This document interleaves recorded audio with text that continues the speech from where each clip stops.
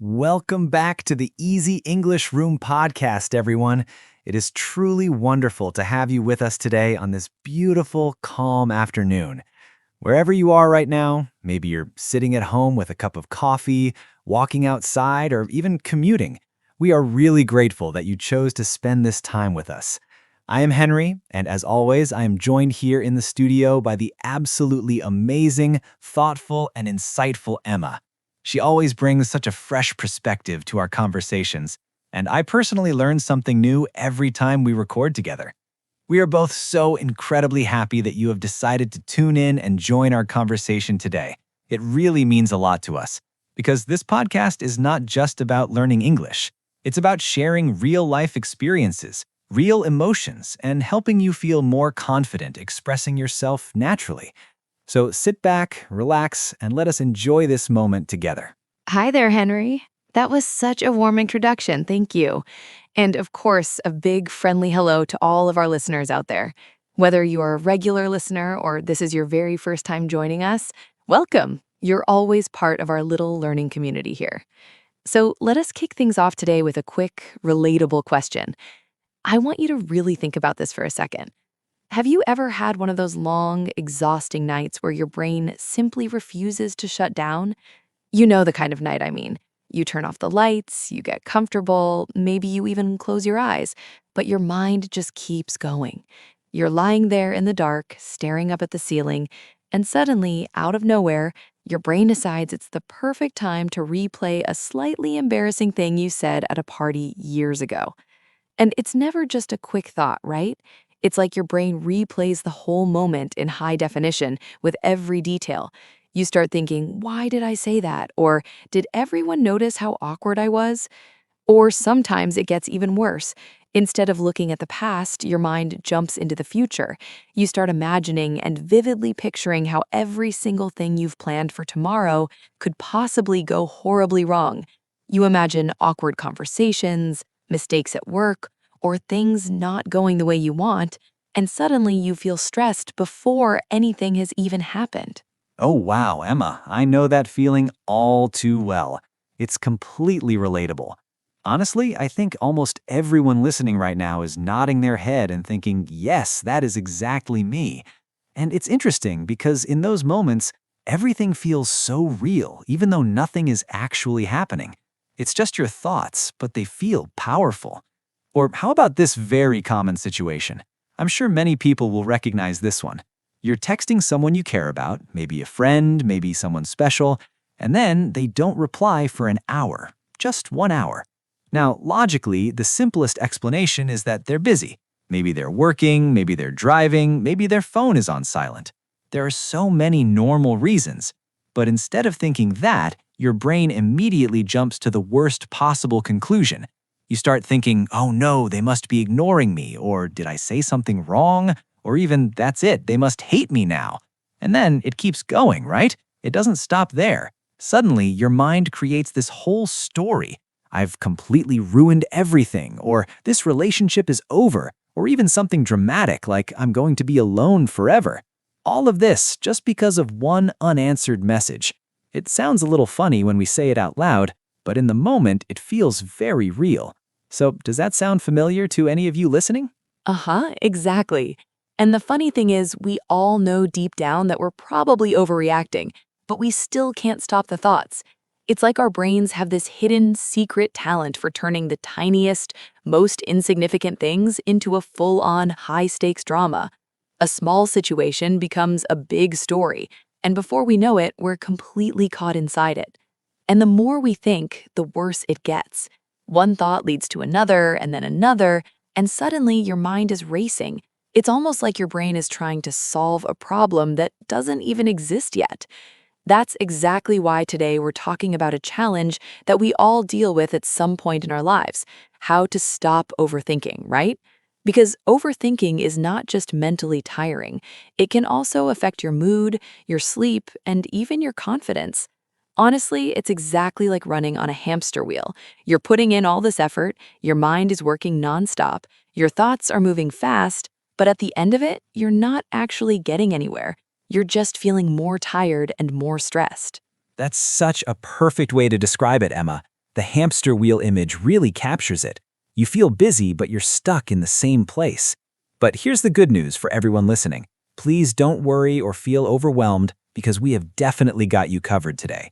You're not alone in this, and more importantly, there are simple ways to deal with it. In today's episode, we're going to share some very practical, easy-to-use tips that you can start applying right away in your daily life. These aren't complicated techniques. They're simple habits and small changes that can make a big difference over time. Our goal is to help you slowly hop off that mental wheel, step by step, and actually find a way to relax your mind. Because at the end of the day, peace of mind is something we all deserve. And to make this episode even better, more useful, and more informative, we're bringing in our resident language expert, who will help you not only understand this topic, but also give you the exact words and expressions you can use to talk about your thoughts and feelings in English naturally. Lara is absolutely fantastic at explaining complex psychological concepts in a way that's super easy to understand, relatable, and fun too. She's going to share specific ways to quiet that overactive, noisy brain and help you feel much more in control of your own thoughts. Mm-hmm. And of course, as we do every single week here at Easy English Room, we're going to be learning some really awesome English phrases and some more sophisticated, natural vocabulary along the way. That's always a big part of what we do here, not just talking about interesting topics, but also helping you express those ideas clearly and confidently in English. So as you listen, try to pay attention not only to what we're saying, but also how we're saying it. Notice the expressions, the reactions, and the way we connect ideas together. That's exactly how you start sounding more like a natural speaker. Because, hey, if we're going to tackle a big issue like overthinking, which is something that affects your daily life, your emotions, and even your sleep, we might as well improve our English fluency at the same time, right? It's like getting two benefits for the price of one. You work on your mindset, and at the same time, you level up your English skills. Honestly, that sounds like a pretty great deal to me. And the best part is, you can start using these expressions immediately in your own conversations. Exactly, Emma. That's what makes these conversations so valuable. You're not just listening, you're learning in a very practical, real-life way. So if you've ever felt like you were stuck in an endless spinning loop of what-ifs, or replaying moments in your head thinking, should I have said that differently, or why did I do that? Please don't worry, you are definitely not alone in this. In fact, I would say almost everyone has experienced this at some point. It's a very human thing to do. The important part is learning how to recognize it and then slowly take control of your thoughts instead of letting them control you.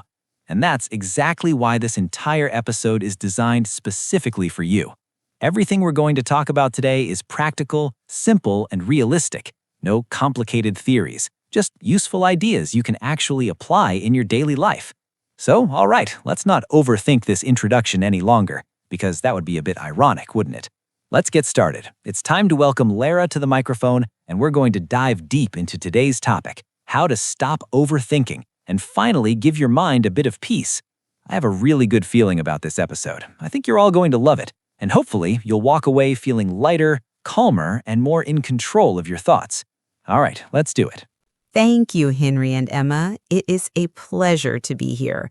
To start, I want everyone to close their eyes for a moment and imagine a child flying a kite on a bright, breezy afternoon. The sky is a clear, beautiful blue.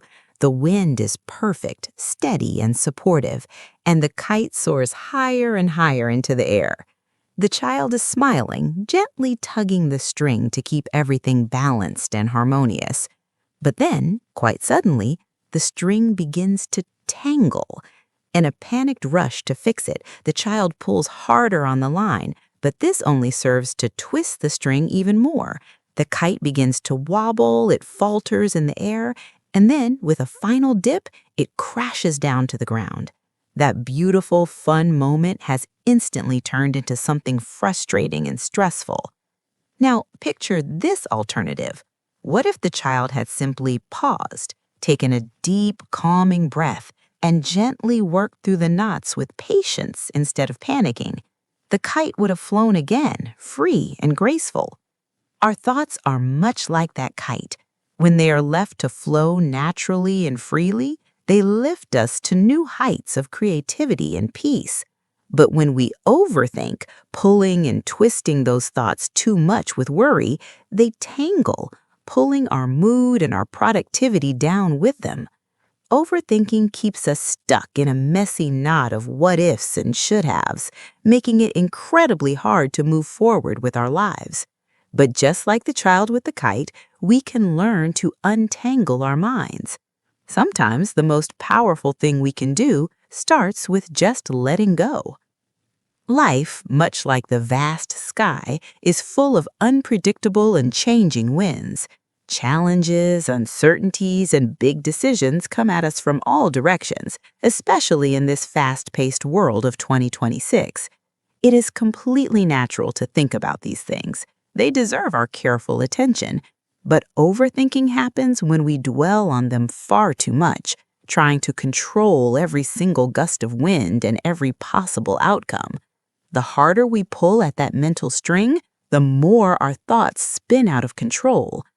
Take the example of Emma, a dedicated college student preparing for a very important exam.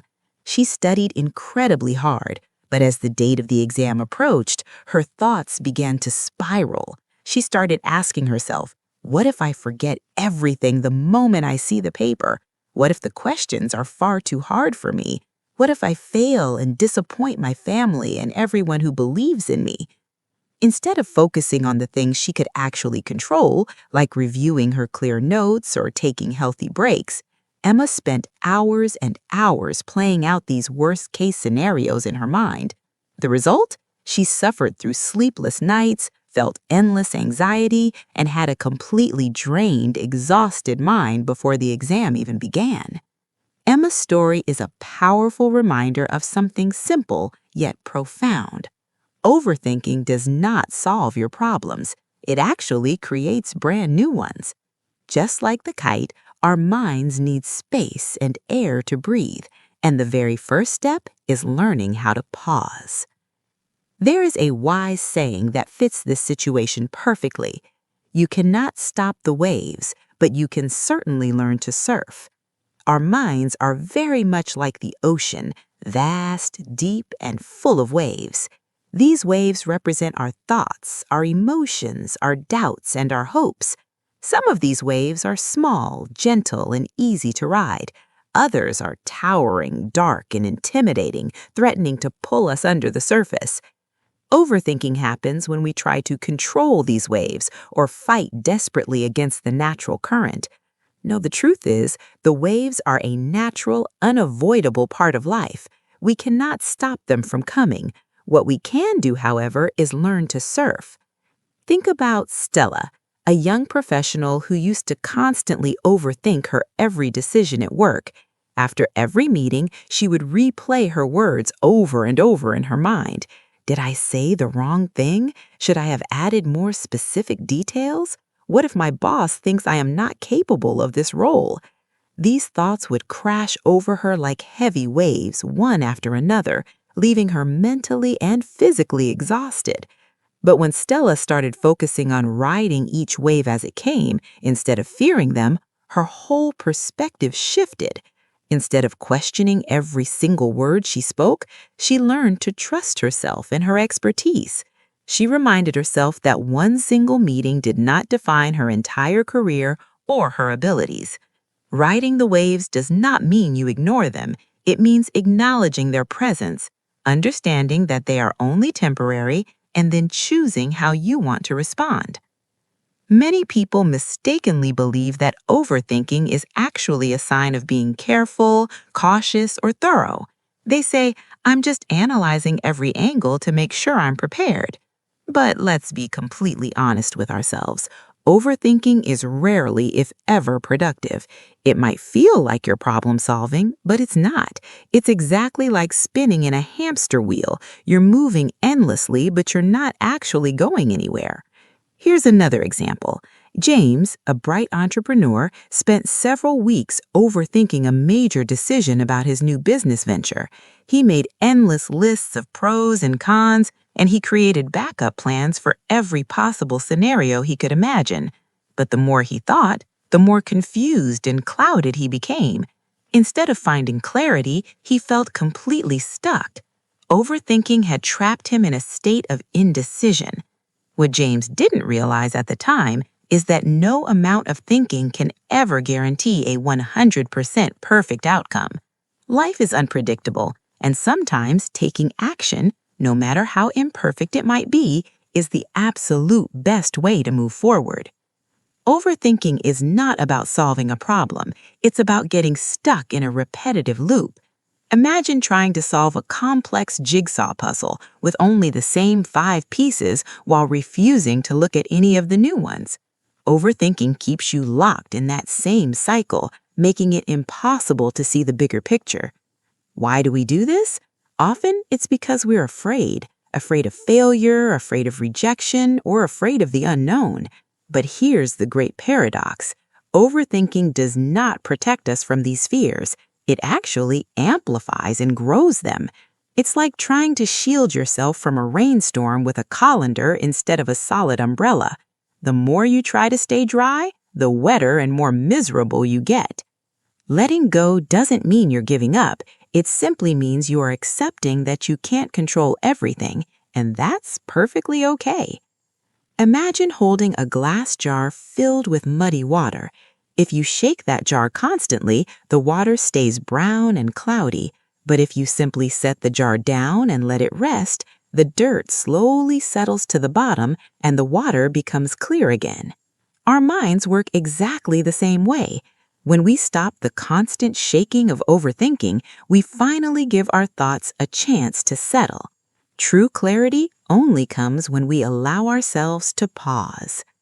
But I know that letting go is not easy, especially in our modern world of 2026 that values constant control and perfection. Social media, for instance, often acts like fuel being added to a fire. We scroll through the highlight reels of other people's lives, constantly comparing their public successes to our private struggles. We think, they're doing so much better than me, or why can't I seem to figure things out like they have? These constant comparisons create an immense amount of unnecessary pressure, pushing us even further into the overthinking trap. In today's digital age, overthinking has taken these new digital forms. With constant notifications, pings from emails, and social media updates, our minds are being bombarded, literally hit from all sides, with a relentless stream of information. It's no wonder we feel overwhelmed. Take Rachel, for example. Every night before she goes to sleep, she scrolls through her phone. A friend's big promotion, a celebrity's luxury vacation, a fitness influencer's perfect workout routine. It's all there, just waiting to be compared to her own life. By the time Rachel finally puts her phone down, her mind is racing with anxious thoughts. Am I doing enough with my life? Why does everyone else seem so much happier than I am? What Rachel didn't realize is that social media only shows a tiny, curated part of the real picture. Behind every perfect post is a real human being with their own struggles and doubts. Once Rachel started setting healthy boundaries, like limiting her screen time and focusing on her own personal journey, she noticed a significant positive change. Her overthinking began to fade away, replaced by a genuine sense of contentment. Stopping the habit of overthinking doesn't happen overnight. It's a gradual, step-by-step process, much like learning how to untangle a complicated knot. You have to start small. Take a deep, intentional breath. Focus your energy on just one thing at a time. When you feel your mind starting to spiral, stop and ask yourself 2 questions. Is this thought actually helpful? And is this thought even true? Often, our biggest worries are based on our deep-seated fears, not on actual facts. For instance, when Emma, the student we talked about earlier, felt worried about her exam, she shifted her focus by asking, what is one thing I can do right now?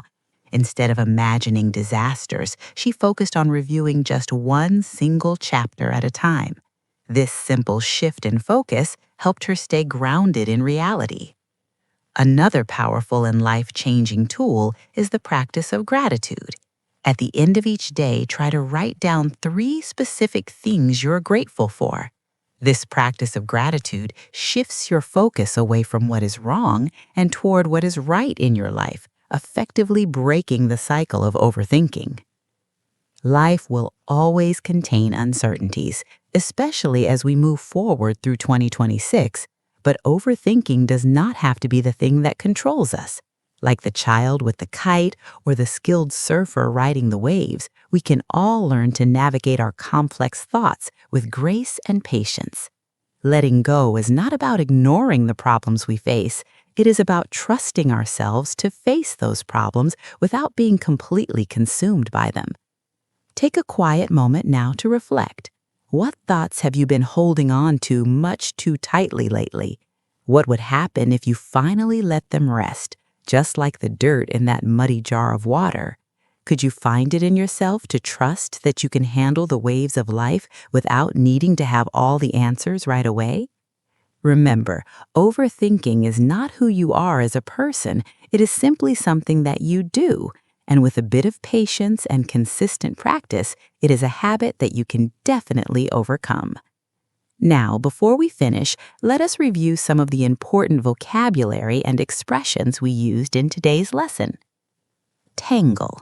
This means to become twisted, knotted, or snarled in a messy and complicated way. For example, her favorite gold necklace got all tangled up in her bag, and it took her ages to carefully untangle it. Falters. This word describes when something loses its strength, its momentum, or its stability. For example, his confidence faltered for a moment when he realized he had forgotten a very important detail during his big presentation. Spiral. This means to move in a continuous, widening curve, and it is often used to describe a situation that gets worse or more intense over time. For example, her mood began to spiral downward quickly after she heard the disappointing news. Anxiety. This is a common feeling of worry, nervousness, or unease, often about something that is uncertain or in the future. For example, the very thought of public speaking in front of a crowd filled her with a sense of anxiety. Profound. This describes something that is very deep, meaningful, and shows a great deal of understanding or insight. For example, the professor's lecture on the importance of mental resilience left a truly profound impact on her way of thinking. Hamster wheel. This is a great metaphor for repetitive, busy, but ultimately unproductive actions, just like a hamster running in a wheel but staying in the same place. For example, she felt like she was stuck on a hamster wheel, working incredibly long hours, but achieving very little actual satisfaction. Indecision. This describes the difficulty or inability to make a decision, which is often caused by overthinking all the options. For example, her indecision over what she wanted to order for dinner made everyone else at the table have to wait much longer. Paradox. This is a situation or a statement that seems completely contradictory or impossible, but may actually be true. For example, it is a strange paradox that sometimes you actually have to slow down in order to move faster toward your goals. Acknowledging. This means recognizing, identifying, or admitting the existence or the truth of something. For example, he tried to avoid acknowledging the mistake he had made, but it was clear that everyone else could see it. Colander. This is a kitchen bowl with many small holes in it, used to drain water away from things like pasta or vegetables. For example, after she finished cooking the spaghetti, she poured it into the colander to drain all the hot water away. Wow, thank you so much, Laura. That was honestly incredibly enlightening and so clearly explained. I really feel like you broke everything down in a way that makes it easy for all of us to understand and actually apply in real life. I especially liked how practical your advice was. Not just ideas, but things we can really start doing from today. I am sure our listeners are feeling the same right now. Well, that officially brings us to the end of today's episode here at the Easy English Room. Time always flies when we have conversations like this. We truly hope that you found this discussion helpful, not only in understanding how to stop overthinking, but also in becoming more aware of your thoughts and how they affect your daily life. And of course, we also hope that along the way, you picked up some useful life tips, natural expressions, and English vocabulary that you can start using in your own conversations. That is always our goal, to help you grow both personally and linguistically at the same time. Yes, absolutely. And thank you all so much for joining us today. It really means a lot that you choose to spend your time learning and growing with us. And just a quick reminder, if you enjoyed this conversation and found it valuable, please make sure to subscribe to the podcast so you never miss a future episode. We have so many more topics coming your way, and we would love to have you with us on this journey. Also, do not forget to download our special episode PDF. It is designed to help you go even deeper into today's topic. Inside, you will find all the key tips, clear definitions, and important phrases that we talked about today. It's a great way to review what you learned, reflect on your own habits, and practice using the new vocabulary in a more structured way. You can even revisit it later whenever you need a reminder or a little boost. Exactly, Emma. And before we go, we just want to remind you of something very important. Making real progress, whether it is in your mindset or your English skills, always takes time and patience. There is no need to rush, and there's definitely no need to be perfect. What really matters is consistency. The more you listen, the more you practice, and the more you apply these ideas in your daily life, the more confident and natural you will become. Even small steps can lead to big changes over time. So keep going, keep learning, and most importantly, be kind to yourself during the process. And remember, you are not alone in this.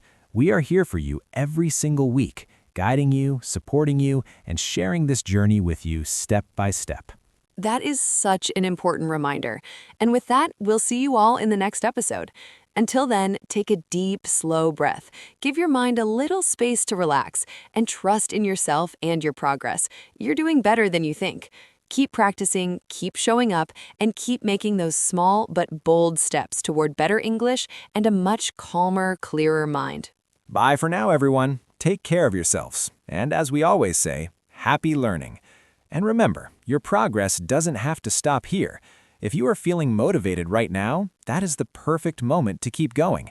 To continue improving your English today, simply click on the next video or explore the other resources we have thoughtfully selected just for you. There is always another step you can take, and we'll be right here with you on the journey.